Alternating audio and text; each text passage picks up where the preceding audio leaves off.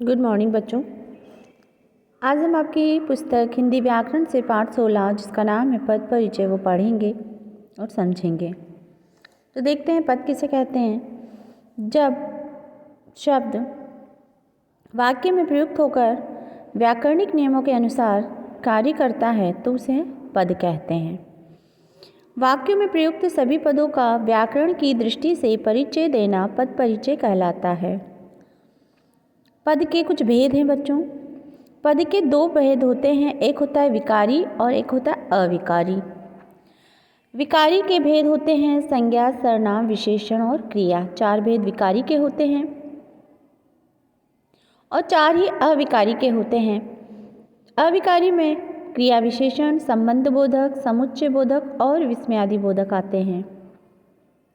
अब आपकी पुस्तक में नीचे स्पष्ट किया गया है कि इन 8 भेदों का पद परिचय किस प्रकार दिया जाना चाहिए। 4 विकारी और 4 अविकारी, 8 हो गए ना। तो देखते हैं पहले संज्ञा का पद परिचय। अगर संज्ञा शब्द आ जाएगा तो उसका कैसे आप परिचय देंगे। इसमें संज्ञा का भेद बताना रहता है। लिंग, वचन, कारक एवं क्रिया के साथ इसका संबंध बताना चाहिए।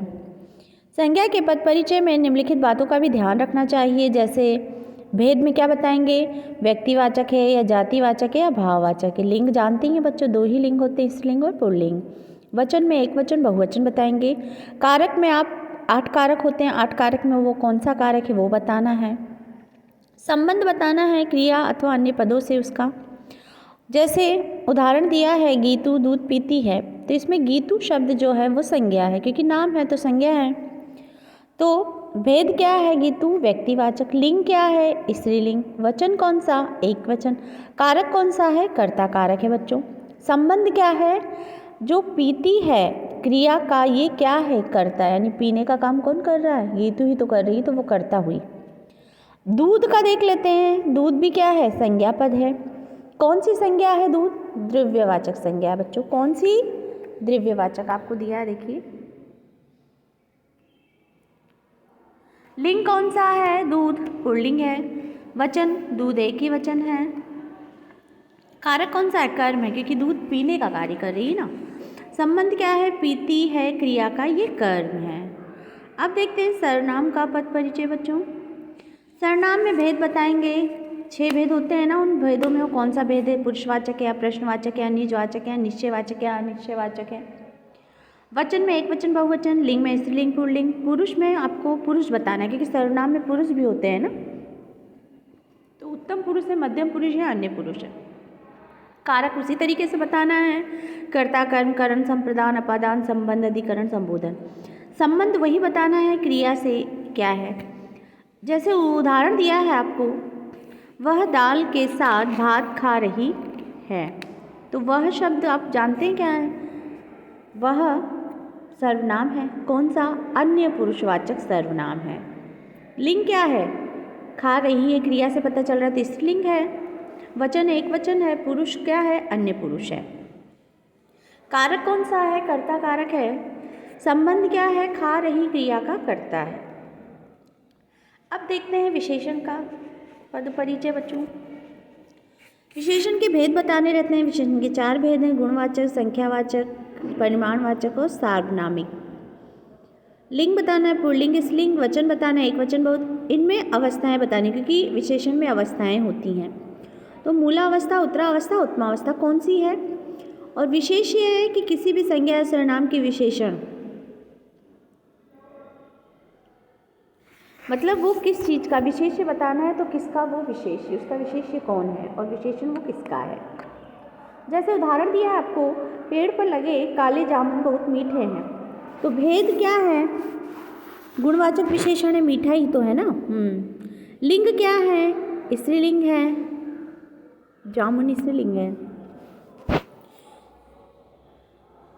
वचन क्या है, बहुवचन, क्योंकि बहुत सारे जामुन लगे हैं ना। विशेष्य क्या है, जामुन विशेष्य का विशेषण।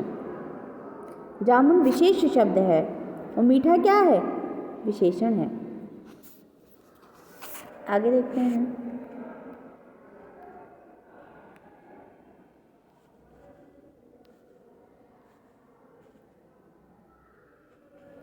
क्रिया का देखते हैं पद परिचय। क्रिया का पद परिचय है। क्रिया में बताएंगे भेद, कौन सी अकर्मक, सकर्मक, प्रेरणार्थक, पूर्वकालिक कौन सी क्रिया है।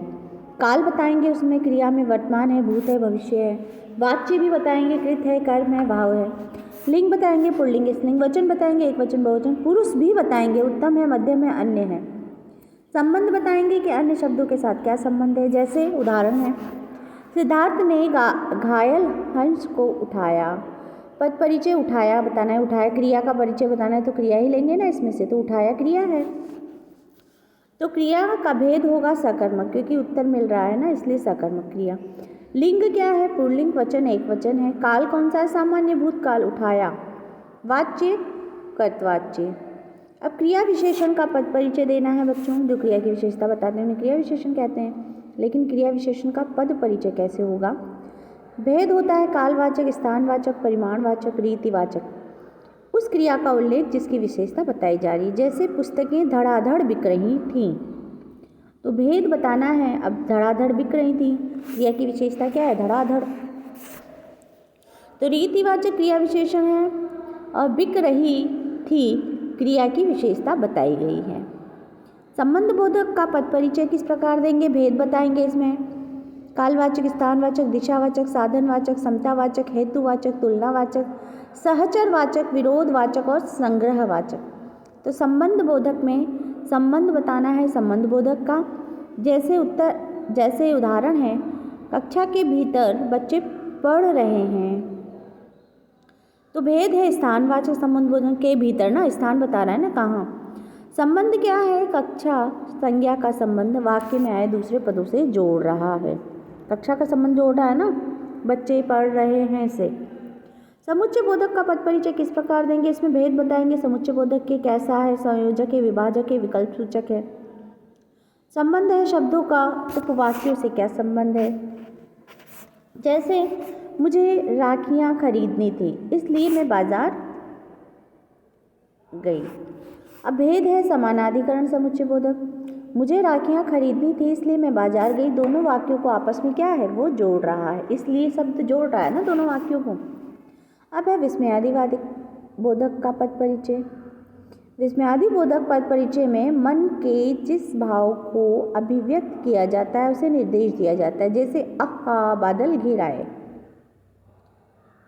तो यहाँ पे आहा क्या है, हर्ष सूचक, खुशी। विस्मयादि बोधक तो है लेकिन किस प्रकार का, हर्ष का, खुशी जाहिर हो रही है ना। अन्य उदाहरण में देखते हैं, मैं गत वर्ष आपको अजमेर में मिला था। तो मैं क्या है, ये सब अब इसमें सब आ रहे हैं बच्चों, सबका एक साथ बताना है। मैं क्या है, सर्वनाम है, किस प्रकार का, पुरुषवाचक। कौन सा पुरुष, उत्तम पुरुष। लिंग, पुल्लिंग, वचन, एक वचन, कर्ता कारक। और मिला था क्रिया का कर्ता है। गत क्या है, विशेषण है, किस प्रकार का, गुणवाचक। लिंग, पुल्लिंग, एक वचन, मूलावस्था है, विशेष्य है। और वर्ष, वर्ष क्या है, संज्ञा है, जातिवाचक संज्ञा है, पुल्लिंग है, एक वचन है, अधिकरण कारक है, मिला था क्रिया का समय बता रहा है। आपको सर्वनाम है, पुरुषवाचक है, मध्यम पुरुष, पुल्लिंग है, एक वचन है, कर्म कारक है, मिला था क्रिया का क्या है, ये कर्म है। आपको मिला था ना, तो कर्म करने का, आपको मिलने का कर्म। अजमेर में क्या है, संज्ञा है, तो सब जानते हैं, व्यक्तिवाचक संज्ञा है, पुल्लिंग भी है, एक वचन भी, अधिकरण कारक में है ना, में पर अधिकरण कारक में आता है। मिला था क्या है, क्रिया का स्थान है। 9:15 हुए हैं, इसमें 9 क्या है, विशेषण, किस प्रकार का, संख्यावाचक। यहाँ जातिवाचक संख्या की तरह प्रयोग हुआ है और कर्ता कारक है। बजकर क्या है, पूर्वकालिक कृदंत का कर्ता है। 15 मिनट अकर्मक पूर्वकालिक कृदंत अव्यय है, इसका कर्ता 9 है। 15 मिनट का कर्ता 9 ही तो है। हाय, उसने और उसकी पत्नी दोनों ने आत्महत्या कर ली। हाय शब्द जानते हैं, विस्मयादि बोधक है, दुख का द्योतक है, दुखी तो हो रहा है ना यहाँ पे, हाय उसने आत्महत्या कर ली। और शब्द क्या है बच्चों, समुच्चय बोधक अवयव, उसने और उसकी पत्नी को मिला रहा है, और शब्द लगाया तो दोनों को मिला रहा है। कुछ मिले जुले उदाहरण हैं, जैसे सचिन ने परिश्रम किया और वह 7वीं कक्षा में प्रथम आया। तो सचिन क्या है, व्यक्तिवाचक संज्ञा। लिंग कौन सा, पुल्लिंग। वचन कौन सा, एक वचन। कारक कौन सा, कर्ता कारक। किया और आया क्रियाओं का क्या है, करता है। परिश्रम क्या है, संज्ञा, किस प्रकार की, भाववाचक। पुल्लिंग है, एक वचन है, कर्म कारक, क्रिया क्रिया का कर्म है। अब किया क्या है, किया सकर्मक क्रिया है, अन्य पुरुष है, लिंग पुल्लिंग है, वचन एक वचन है। भूतकाल है और निश्चयार्थक है, यानी निश्चय बात बताई गई है। कृतवाच्य है, इसका क्या प्रयोग करता है, सचिन के लिए आया है। और शब्द क्या है, समुच्चय बोधक है। कौन सा, समानाधिकरण है, संयोजक है। वह क्या है, सर्वनाम है, किस प्रकार का, पुरुषवाचक। लिंग कौन सा, पुल्लिंग। वचन एक वचन, पुरुष अन्य पुरुष। कारक कर्ता कारक। आया क्रिया का क्या है, वो करता है। आगे सातवीं, विशेषण है, क्रमवाचक है, निश्चित संख्यावाचक है। सातवीं क्लास स्त्रीलिंग है, एक वचन है, मूलावस्था है। कक्षा क्या है, विशेष्य का विशेषण है। कक्षा में संज्ञा है, किस प्रकार की, जातिवाचक। लिंग स्त्रीलिंग, एक वचन, अधिकरण कारक में लगा है ना। प्रथम क्या है, विशेषण है, क्रम है ना, प्रथम द्वितीय तृतीय, तो क्रमवाचक। निश्चित संख्या है, प्रथम एक, समझोगे ना आप, एक ही के बारे में कह रहे हैं। पुल्लिंग है, एक वचन है, मूल अवस्था है, विशेष्य का विशेषण है। आया शब्द क्या है बच्चों, क्रिया, किस प्रकार की, सकर्मक। पुरुष क्या है, अन्य पुरुष। लिंग कौन सा, पुल्लिंग। वचन एक वचन है। आया भूतकाल में, समय बताना ना, काल तो भूतकाल है। निश्चयार्थक भूतकाल है, निश्चय है, आया है। अकृतवाच्य है, प्रयोग करता वह। कृतरी का मतलब बच्चों कर्ता के लिए आता है, काम करने वाले के लिए। आप इसके लिए परेशान ना हो, ये जो कर्तरी लिखा हुआ है ये कृतवाच्य के लिए है। अब है एक और उदाहरण, श्याम की पुत्री निधि ने चाचा को पत्र लिखा। तो इसमें श्याम और पुत्री का बताना है। पद परिचय देखते हैं। श्याम क्या है, संज्ञा है, किस प्रकार की, व्यक्तिवाचक। लिंग कौन सा, पुल्लिंग। वचन कौन सा, एक वचन। और की के साथ मिलकर संबंध कारक के रूप में श्याम की पुत्री का संबंध बता रहा है ना बच्चों। अब पुत्री शब्द का देख लेते हैं।